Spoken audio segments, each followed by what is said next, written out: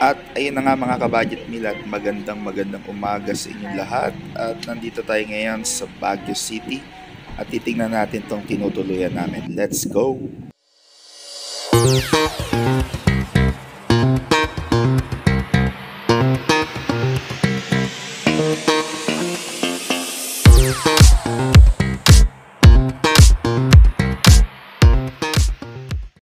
At ayun na nga mga kabudget meal, tuloy-tuloy tayo ulit ngayong Feb. At happy month kasi dito kami nag-celebrate ng birthday ng aking kapatid dito sa Baguio City. At hindi pwedeng ganun lang, kailangan makapag-share tayo ng mga ideas. Ayan, at dito kami tumuloy sa transient na ito. Ito yung kanilang living area mga kabudget meal. A simple living area. At ito nga pala, shout out kay Ma'am Charlotte Marrero.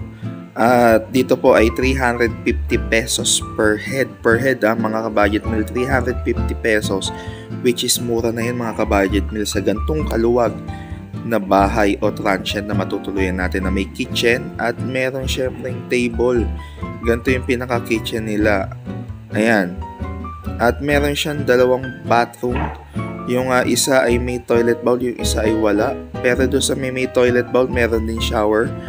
Para at least ay kahit na marami kayo ay makakapaligo ang lahat. Pero kapag CCR kayo ay isa lamang. One of a time. Ayan. As you can see, meron ditong dalawang double deck.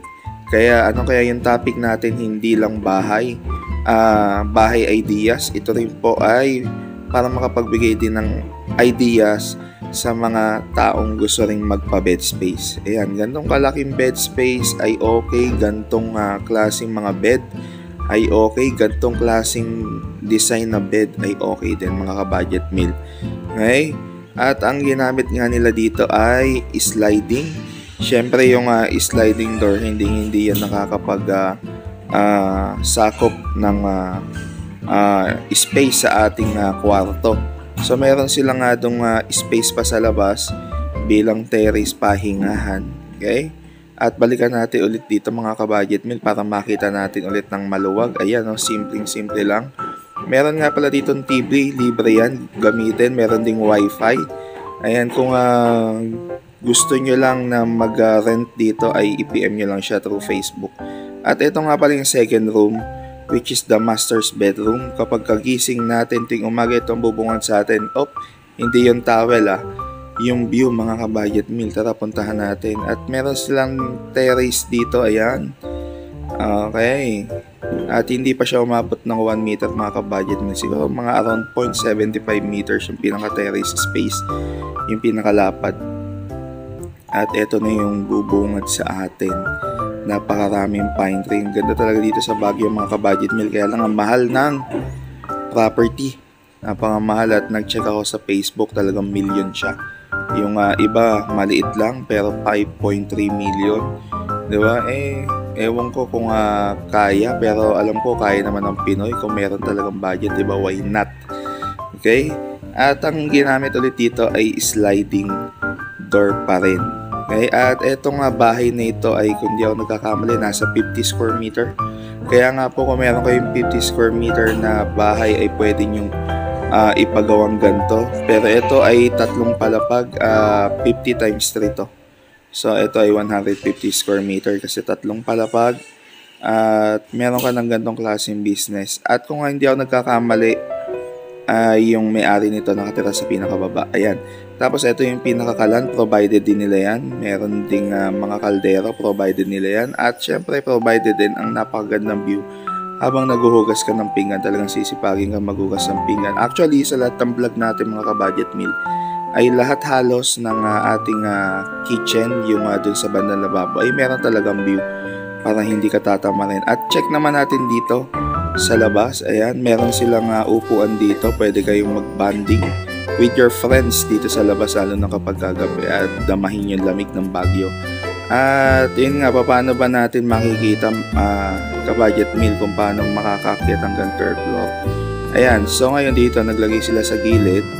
Ayan, wala pang 1 meter itong pinaka hallway nila dito. Yung paakyat, yung papuntang third floor. Ang nakuha pala namin dito yung pangalawa. Kasi nga, ito lang yung available. So, hindi tayo makakakyat doon. Ito mga kabudget meal yan, wala pang 1 meter. Hindi tayo makakakyat doon kasi meron pong nakaupa pa. Meron eh. So, check natin dito sa baba kung gaano ka-bright yung may-ari nito. So, yun nga, balik tayo. Yung may-ari nakatira, kung hindi ako nagkakamali dito sa baba. So, ayan, yung third floor, ayun, yung pinakataas, puro glass, front, side back, at ito yung pangalawa, pangatlo. Ayan, at ito dito aakyat para makapunta ron. Okay, actually, ang hirap niyang i-distinguish kung apartment ba to o bahay kasi bahay na talaga. Ayan, yung may-ari meron siyang sari-sari stock sa baba. 'Di ba? Kaya nga sabi ko sa inyo napaka-bright kasi nga talagang maraming pagkakakitaan. Meron ka ng store doon sa baba, so meron ka pang dalawang pinauupahan sa taas. 'Di ba? Napaka big brain, sabi nga, 'di ba? At ano pa bang ma-share ko sa inyo mga ka-budget meal bukod dito sa napakagandang views. Talagang pinafocus ko rito para at least ay makita nyo kung gaano kaganda. Kaya nga yung 350 pesos per head ay napakasulit na dito. Ito nga pala ay malapit sa Camp Janhay. Actually nasa loob na siya ng Camp Janhay. Kaya nga minutes na lang yung mga pupuntahan nyo. Malapit na lang kung gusto nyo pumunta sa mga tourist spot dito sa mismong bayan ng Baguio City. Okay? At ayun mga ka-budget meal. At eto kasi binalag ko lang para makakuha rin tayo ng idea. Kung gusto nyo ng ganito income, magkaroon ng income, gantong idea maganda. Okay? Paano? Hanggang dito na lang at makita kita tayo ulit sa next vlog natin. See ya!